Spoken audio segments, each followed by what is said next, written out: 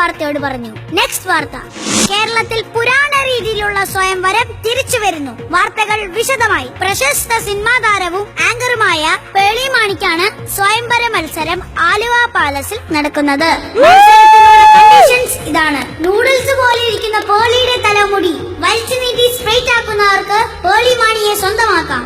ഇന്നലെ നടന്ന മത്സരത്തിൽ ഫൈനലിലെത്തിയ ബംഗാളി രാം സിംഗ് സ്വയംവരത്തിൽ നിന്ന് പിന്മാറി. കൊച്ചി മെട്രോയുടെ കമ്പിപ്പണിക്ക് വന്നതാണ് ഇയാൾ. എന്താണ് സ്വയംവര മത്സരത്തിൽ നിന്ന് പിന്മാറിയതെന്ന് ഞങ്ങൾ റിപ്പോർട്ടർ ചോദിച്ചപ്പോൾ അയാൾ പറഞ്ഞത് ഇങ്ങനെയായിരുന്നു. ഞെട്ടിക്കുന്ന വാർത്തയായിരുന്നു.